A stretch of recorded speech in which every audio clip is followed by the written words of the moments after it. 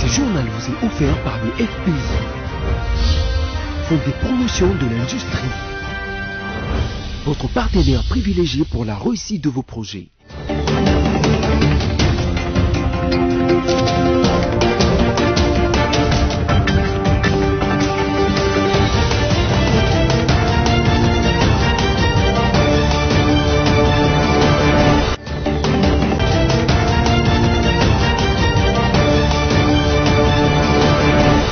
Très heureux de vous retrouver pour cette édition rétrospective dont voici le sommaire. Le président de la République, Félix-Antoine Tshisekedi Tshilombo, a assisté à la rentrée judiciaire au cours de cette semaine finissante de la Cour des comptes dans la salle de plénière de l'Assemblée nationale. Et puis aussitôt les cessez-les-feux amorcés, le mouvement du 23 mars, communément appelé M23, a violé cette mesure en attaquant encore une fois de plus les positions de forces armées de la République démocratique du Congo à l'est du pays. La direction générale du Fonds de promotion de l'industrie, en passant par sa direction provinciale du Nord et Sud Kivu, a apporté une aide en vivres élevée à 13 tonnes aux victimes des actions de rebelles à l'est de la République démocratique du Congo.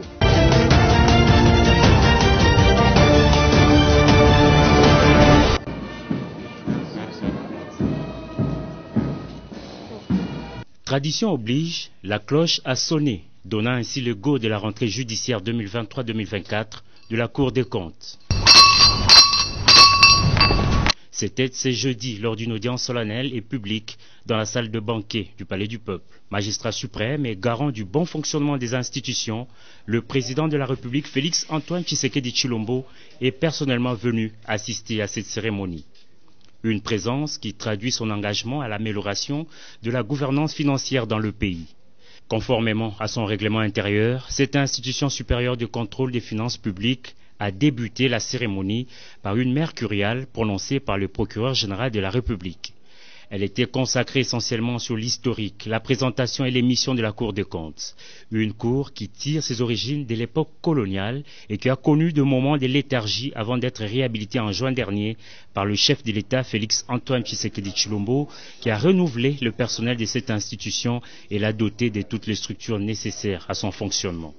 S'en est suivi les discours d'ouverture des assises du premier président de la Cour des comptes, Jimmy Munganga Ngwaka, qui a décortiqué le thème « La répression des fraudes, des gestions, moyen efficace de lutte contre la corruption en RDC », avant d'affirmer avoir relevé des fraudes de gestion dans l'exécution du budget exercice 2020-2021 et attend du chef du gouvernement des mesures correctives. La Cour des comptes a fustigé des irrégularités graves et récurrentes constituent de fautes de gestion relevées au cours de l'exécution du budget des exercices 2019, 2020 et 2021 dans le chef des membres du gouvernement. Il s'agit notamment du recours systématique à une procédure d'urgence non réglementée pour décaisser des fonds à la Banque centrale du Congo ainsi qu'au mécanisme de la mise à disposition des fonds pour des dépenses importantes et d'investissements. Il en est de même des dépassements budgétaires non justifiés ni couverts par une rectification du budget. Le premier président de la Cour a par ailleurs fait remarquer que les fautes de gestion les plus graves sont commises par les institutions du pays dont certains animateurs sont considérés comme des intouchables. En application de l'article 14 de sa loi organique, la Cour des comptes attend-elle jusqu'au 12 mars 2023 que le gouvernement lui communique les mesures correctives prises par lui.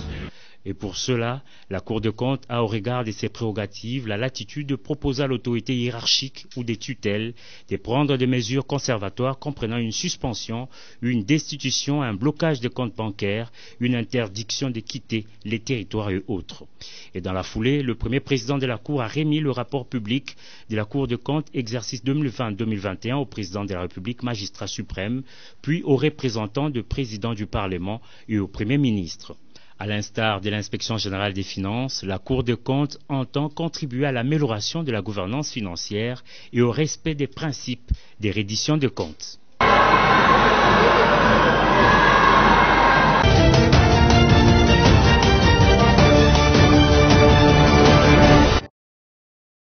Et évaluer la situation sécuritaire en République démocratique du Congo et la mise en œuvre du mandat de la MONUSCO, conformément à la résolution 2666 du Conseil de sécurité. Tel est l'objectif principal de la visite à Kinshasa ce jeudi 9 mars dans la soirée de la délégation du Conseil de sécurité des Nations Unies. Durant 4 jours, soit du 9 au 12 mars, les membres du Conseil de sécurité de l'ONU vont rencontrer le président de la République Félix-Antoine Tshisekedi Tshilombo, le premier ministre Sama Lukonde, les membres du gouvernement, le président des 2 chambres du Parlement et les acteurs politiques de la RDC. Le Conseil est venu ici en République démocratique du Congo adresser un message assez clair qui est que nous sommes à vos côtés, nous sommes là pour vous aider.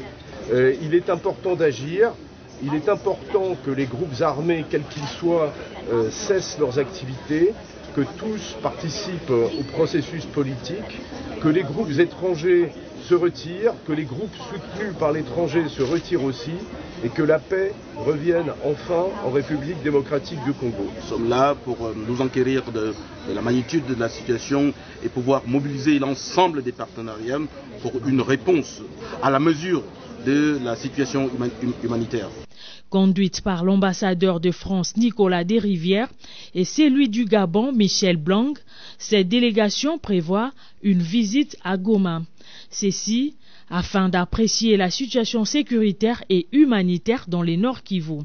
Une série de rencontres est également prévue avec les autorités provinciales et cette visite sera sanctionnée par une conférence de presse.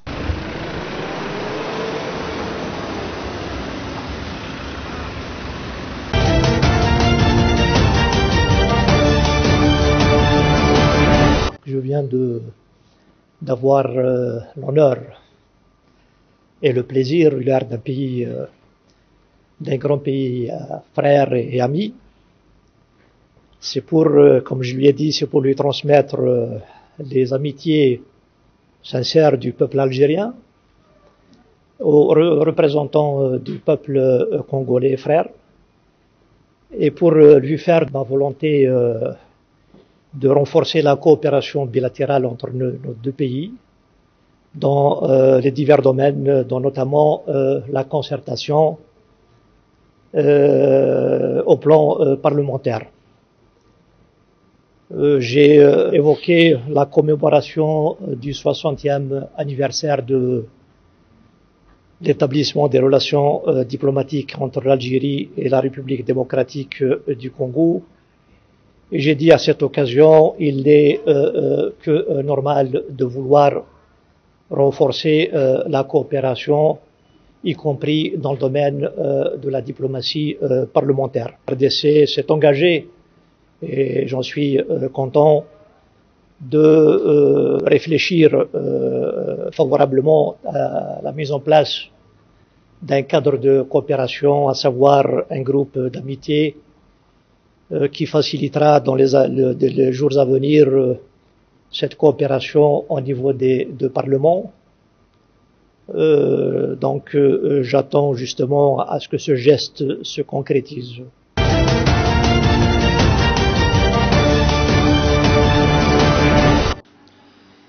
Siégeant en procédure de flagrance, la haute cour militaire dans sa chambre présidée par le général de brigade, magistrat Kalala Kapouk Martin, a ouvert vendredi 3 mars 2023 les procès de l'affaire du député national Edouard Mwanga-Tchouchou Izi, élu du Nord Kivu et président d'un groupe parlementaire à l'Assemblée nationale. L'auditeur général, ministère public près la haute cour militaire qui l'a amené en cette procédure précitée, s'est fait le devoir, conformément à la loi, de présenter à la haute cour militaire les faits reprochés aux prévenus. On retiendra de l'organe poursuivant que le prévenu député national Mwanga-Tchouchou Edouard a été interpellé et arrêté par les services des renseignements le 1er mars 2023 après une perquisition faite en sa résidence de la Gombe à Kinshasa en présence de son épouse Umubera Mukabaranga Mwanga-Tchouchou. Plusieurs effets, tant militaires que autres, ont été découverts par les 10 services des renseignements. Parmi ces effets, on peut citer une boîte rouge contenant 42 munitions de 9 mm de GP, une gaine de revolvers GP, 2 matraques électriques, des ordinateurs portables, 11 clés USB, des cassettes audio et cassettes d'enregistrement, plusieurs téléphones, des caméras Sony HD et Canon, des dictaphones, un coffre-fort de la couleur bleue et plusieurs autres documents. À en croire l'organe accusateur, cette perquisition a été effectuée à la suite des informations reçues par les services des renseignements à partir du Nord Kivu.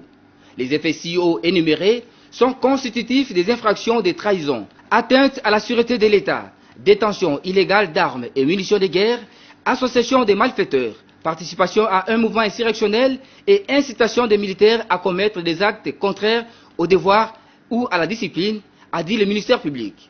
Au cours de cette audience introductive, la Haute Cour militaire a reçu les serments de 3 nouveaux juges assesseurs dans la composition et a procédé à l'identification du prévenu Mwanga Chuchu Edouard. Ce dernier est natif de Bichoucha.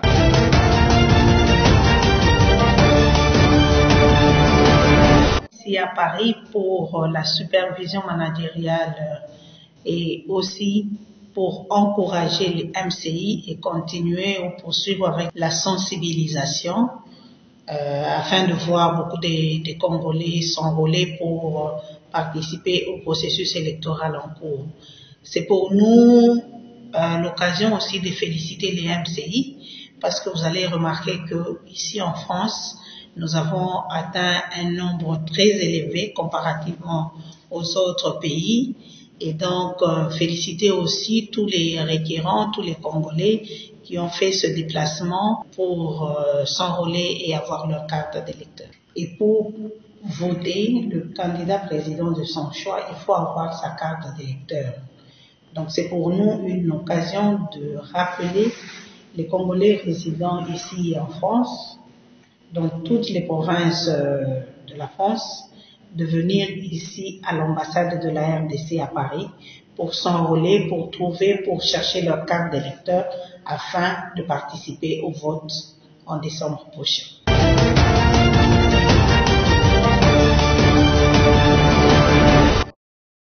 Dans le cadre de la mise en œuvre de directives prises lors du 20e sommet extraordinaire des chefs d'État de la communauté d'Afrique de l'Est, le Burundi a envoyé ces éléments pour renforcer des troupes des forces de défense nationales qui seront déployées à Sake, Kilolirwe et Kichanga dans le Nord Kivu, comme approuvé par le mini-sommet qui s'est tenu à Addis Abeba en Éthiopie le 17 février dernier. Au cours de cette rencontre, les différents chefs d'État de l'EAC avaient également décidé du retrait de tous les groupes armés d'ici le 30 mars 2023 des zones occupées, du cessez-le-feu immédiat par tous les groupes armés et de la réinstallation de personnes déplacées internes des réfugiés congolais au Rwanda et en Ouganda. Ces derniers devront être rapatriés en République démocratique du Congo. Selon les informations recueillies auprès de la présidence angolaise, la direction du M23 s'est engagée à cesser les hostilités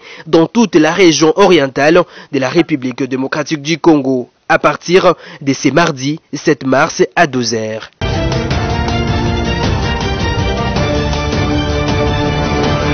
Déclaration des cessez-le-feu effectifs du 7 mars 2023. La direction du mouvement du 23 mars informe la communauté nationale et internationale ce qui suit. 1. Conformément aux résultats des consultations entre le M23 et le président Joao Lourenço tenu à Luanda et aux décisions prises lors des différents sommets régionaux tenus à Bujumbura, Nairobi et Addis Abeba, tous destinés à trouver des solutions pacifiques au conflit en cours dans l'est de la RDC.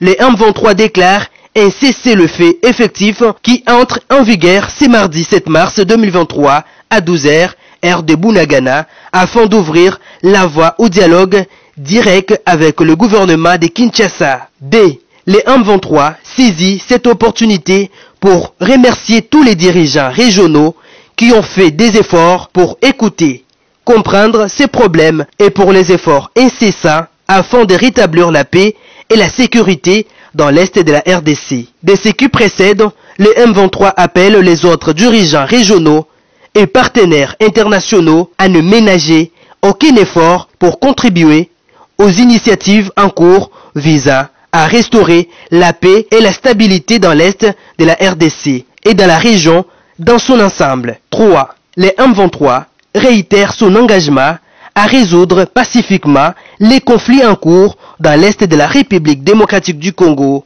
mais se réserve également les plans droits de se défendre une fois attaqués par les forces de la coalition du gouvernement de Kinshasa, à savoir les FRDC, les FDLR, Nyatura, APCLC, Pareco, NDCR, Maïmaï et mercenaires. Les M23 ne ménagera aucun effort pour protéger les populations civiles et ses biens. Fait à Bunagana le 7 mars 2023. Les porte-paroles politiques du mouvement du 23 mars. Laurence Kanyuka.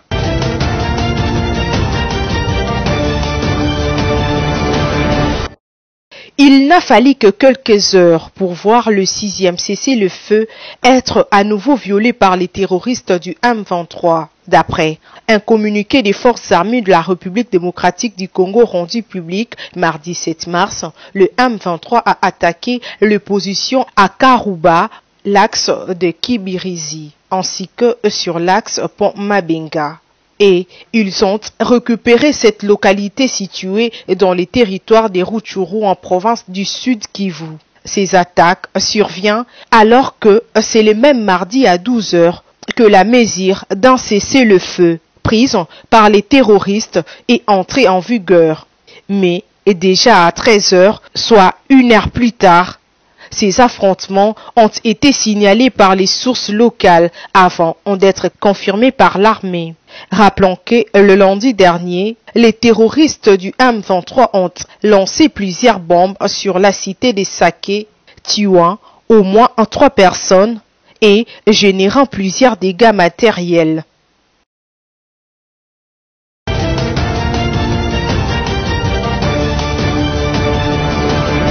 Nous sommes en ville de Bunia, chef-lieu de la province de l'Ituri, où la recherche de la paix, d'une part, et d'autre le bien-être de la population constitue le cheval de bataille de l'administration militaire sous la gouvernance du lieutenant-général Luboyanka Chamadjouni. C'est ce qui booste et réveille les intelligences animées d'un esprit de créativité pour le développement de la province. C'est le cas de monsieur Nicolas Claes Ali, qui vient mettre à la disposition du public une moto qui fonctionne avec la batterie. La moto n'a pas beaucoup de pièces parce qu'on a dit démonter certaines choses de cette moto. On a enlevé beaucoup de choses. On l'a fait bien sûr aux couleurs orange. La moto est équipée uniquement d'une induit et d'une batterie. C'est vrai, on est attrapé donc de voir pour l'autonomie de la batterie. Donc maintenant, on a essayé avec une nouvelle batterie et là, on a vu que la moto avait une autonomisation de, disons, moins 250 km. Bon, on doit faire encore beaucoup de tests parce que ça, c'était avec une personne. Maintenant, on doit faire le test avec 2 personnes et voir comment ça va évoluer. Je crois que nous, en tant que jeunes, on doit vraiment croire en nous-mêmes. Et on doit oser à faire des choses qui peuvent être utiles pour l'avenir. Une autre initiative est née en territoire de Mahagi est celle de la construction d'une mini-centrale hydroélectrique au village de Lida qui bénéficie du financement de fils et filles et prix de développement de ces territoires. Dans la même veine d'esprit managérial s'ajoute également la création d'une usine de fabrication et de production de bitume. Cette usine située au quartier périphérique de la ville de Bunia contribue à la modernisation de la voirie urbaine, une initiative d'un génie congolais, Joseph Akilimali. Notons qu'il est d'un devoir patriotique et républicain de tout Congolais de recréer l'espoir. Un mot d'ordre du chef de l'État, Félix Antoine Tshisekedi Tshilombo. Ces initiatives locales visent à subvenir à la souffrance et à lutter contre la pauvreté de la population par les violences armées. Une fois la paix complètement retrouvée, l'Ituri sera un Eldorado de la RDC au regard de ses richesses incommensurables.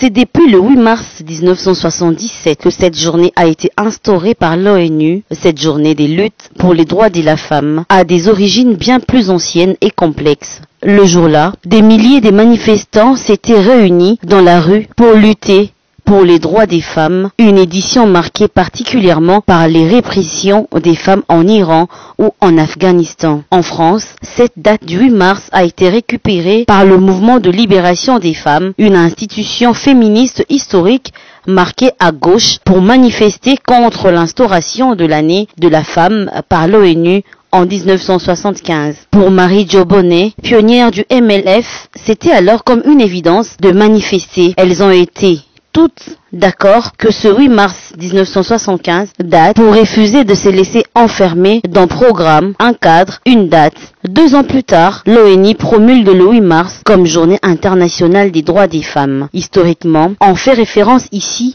au soulèvement des femmes russes le 8 mars 1971, affirme Carlotta Gradin, vice-présidente plaidoyer de l'ONU Femmes France. Mais en France, c'est en 1982 que cette date a été officiellement reconnue sous l'impulsion d'Yvette Roudy, alors ministre déléguée aux droits des femmes. En effet, cette journée internationale a des origines complexes et suit une multitude d'histoires.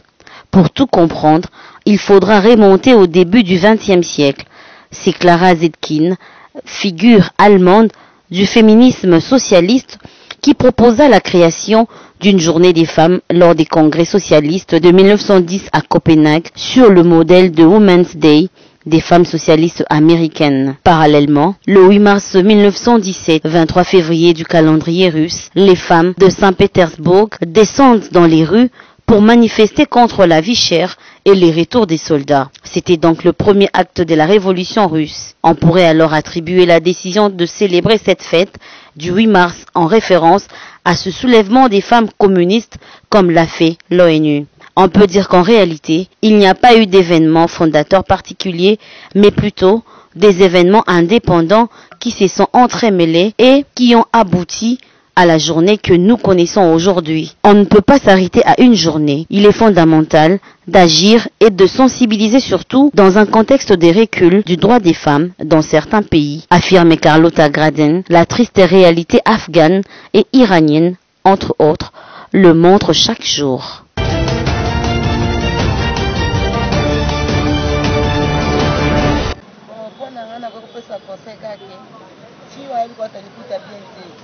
Mie kwa tu na mama esa kwa hata liputa ndenge ni mama nda kobenga fi na ye alatisi liputa kangeli liputa ne bakanga liputa me ba fi moso hata liputa ka pala ta ka po que journée ya pa na lata ne kwa do lata za bien que na miso mbala donc lati ne ka ke atongi modie moko na ngobongo atiki ndoto libanda donc tina niveau assez a ezo mona donc bongo za bien te donc fi pas se comporter bien pour un jour a comme maman a ozaka jeune fille parce que vous avez liputa bien te au cas où effectivement ba na jio ta liputa au quoi ta siko ndenge ata ngabo na ata pantalon na ta ba robe mais ata apeli liputa so ata apeli liputa na liputa ngati parce que on tambola mu pas ah non on l'a si bien si on a victoire ba $10 pour liputa kaka ati venda donc ati couleur à saki et lamba donc toute couleur moko papa kotika bo kotina masika macha bimi amonia ah madame félicitations ati bon approche à pesi kati don quoi ni on okani liputa bien. Donc les a bien, c'est que nous avons la jeune fille, on continue à la bonté. Donc il faut être là, les a bien, tout le monde faut ton robe bien que tu as pas sous la mounene et à mettre bah c'est ça qu'il faut changer. Autant la manière que bien un jour dans la maman. Parce que les bateaux bien la biso maman on est années maman au mito ça na manso. Eza na kolata bizaleli na ndako bisaka boza ko tambola omizipi na yo ezate ko bima kitoko ndaka otiki nzoto libana ko bima kitoko te monde ina lati boye nazo kende za mabete bino pe bola na ndakisa na biso bola tandenge biso tozo lata lobi eza na bola mukona bino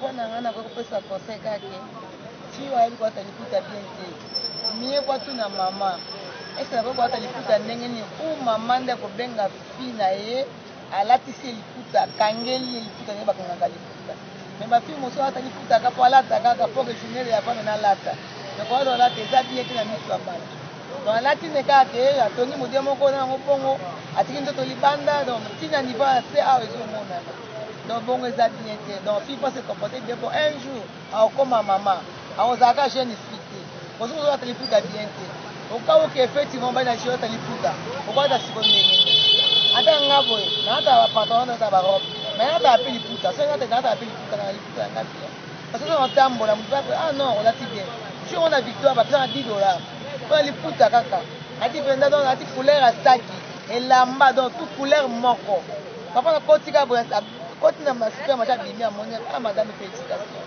ate bona poche ya pesi kati don po ani ono kami liputa bien donc eza bien eza que ozo za jeune fille okotika ka bongo te donc il faut ata eloko eza bien to tongi il faut tonga robe bien que tia basula ya munene et ambete bato eza kitoko te ko changer ko tama na manière que bien un jour dans la maman sikene bazobenga biso mama wana eza ne mama komitosa na manso eza na kolata bizaleli na ndako bisaka boza kotambola omizipi na yo eza te kobima kitoko te kaka otiki nzoto libana kobima kitoko te ndenge nalati boye nazokende eza mabe te bino mpe bolanda ndakisa na biso bolata ndenge biso tozolata lobi ezala bolamu mpo na bino.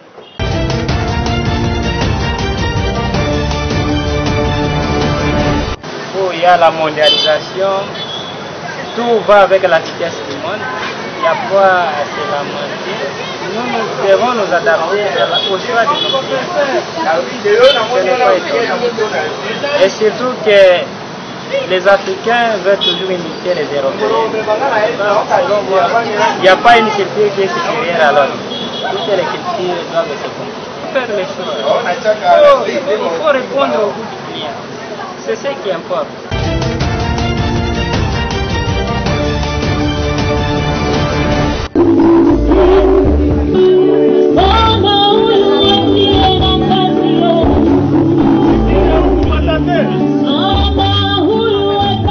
En file indienne, mais à pas de tortue, plus de 1000 femmes de différents sites, des déplacés, réfugiés, à Goma, dans le Nord Kivu, ont répondu à l'invitation de l'épouse du sénateur à vie, Joseph Kabila Kabange, au centre d'encadrement des vieillards de l'Asbel, Initiative Plus, Maman Marie-Olive Lembe Kabila, en cette journée internationale des droits des femmes à travers l'opération dite Kumbatia Wakimbizi, qui veut dire embrasser les victimes qui ont fui les affres de la guerre.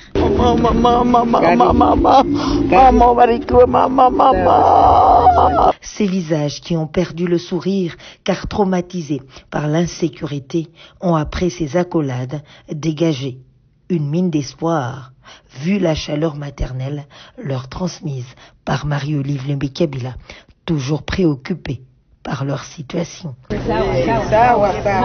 Des témoignages macabres sur ce qu'elles ont vécu ont été donnés. Marie-Olive Lembe Kabila a profité de l'occasion en cette célébration de la Journée internationale des droits des femmes pour implorer la grâce divine pour la restauration de la paix au Congo démocratique. Et pour clôturer en beauté ce grand rendez-vous, quelques pas de danse ont été esquissés par les vieillards qui n'ont pas tari d'éloges à l'endroit de Marie-Olive Lembe Kabila, présidente de l'ASBEL, Initiative Plus et épouse du sénateur à vie, Joseph Kabila Kabange, organisatrice de cet événement qui restera à jamais gravé dans les annales de la province du Nord Kivu.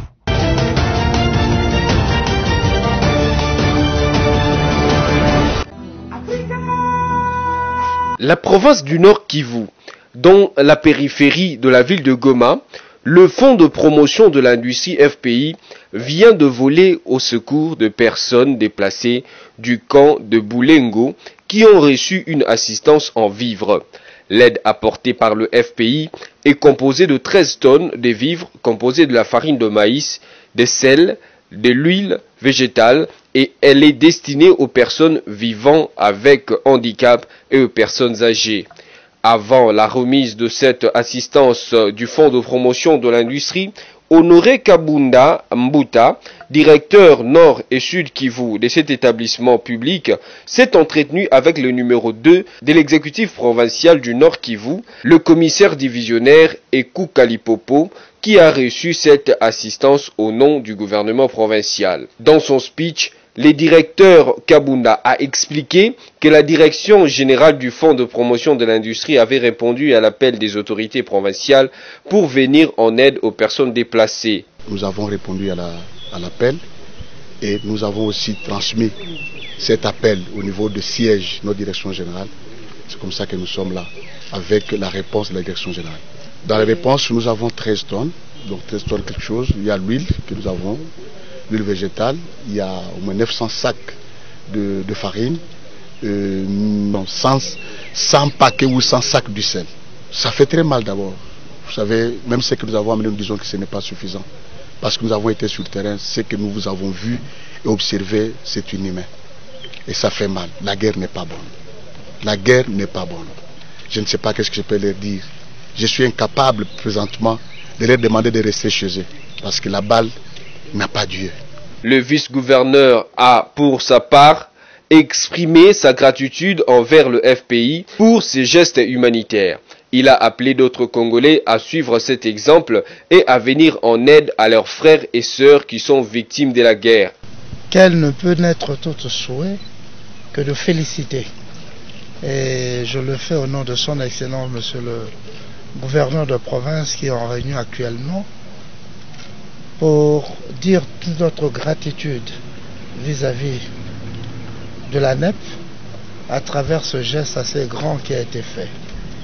Et en tant que Congolais, vous venez de venir au secours de la population nord-kivusienne qui s'est déplacée du côté où le combat se déroule avec le M23. Une fois acheminé au camp des déplacés de Boulengo, l'aide a été distribuée aux personnes vulnérables sous la conduite du service de la protection civile et des agents du FPI. Reconnaissant envers le gouvernement congolais pour cette aide, les personnes déplacées n'ont pas manqué à dire.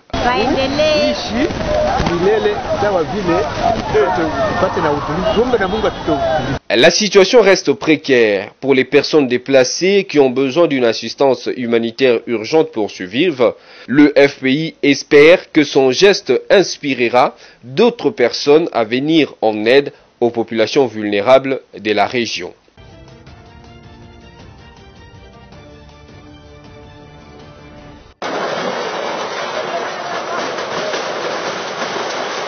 Et comme annoncé dans un communiqué officiel du 8 mars dernier, signé par le commissaire général de la ville de Kinshasa, Laetitia Benakabamba, l'opération coup de poing s'est poursuivie ce vendredi 10 mars sur Chaumba et ses environs.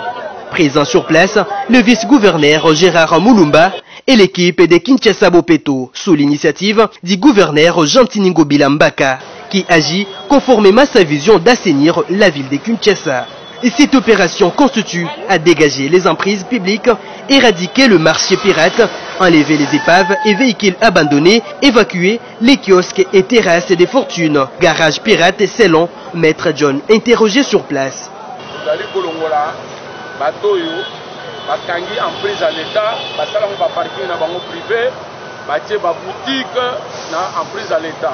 Population comme la difficulté, place à Bolekezate, population comme le Kana Macadam, place Mituka Ezoleka. Na Mituka, na ba moto, na ba tunyoso na Macadam, parce que batongi na prise à l'état ou batie pour na ba piéton. Et quelques habitants interrogés s'est dit satisfaits et saluent la vision du gouverneur Jantiningo Bilambaka.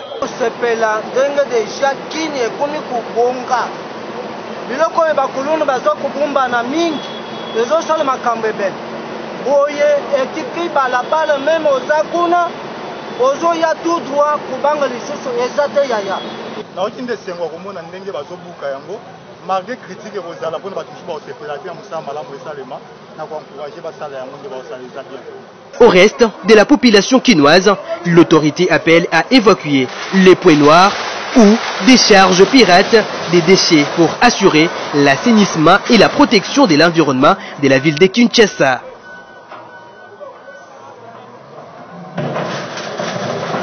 Place à présent au rappel de principaux titres. Le président de la République, Félix-Antoine Tshisekedi Tshilombo, a assisté à la rentrée judiciaire au cours de cette semaine finissante de la Cour de compte dans la salle de plénière de l'Assemblée nationale. Et puis aussitôt les cessez-les-feux amorcés, le mouvement du 23 mars, communément appelé M23, a violé cette mesure en attaquant encore une fois de plus les positions de forces armées de la République démocratique du Congo à l'est du pays. La direction générale du Fonds de promotion de l'industrie, en passant par sa direction provinciale du Nord et Sud Kivu, a apporté une aide en vivres élevée à 13 tonnes aux victimes des actions de rebelles à l'est de la République démocratique du Congo.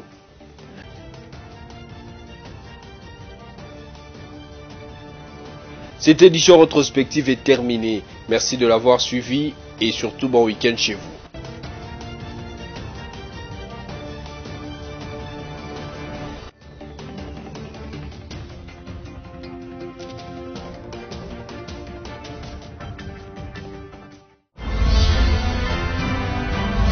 Ce journal vous a été offert par le FPI, Fonds de promotion de l'industrie, votre partenaire privilégié pour la réussite de vos projets.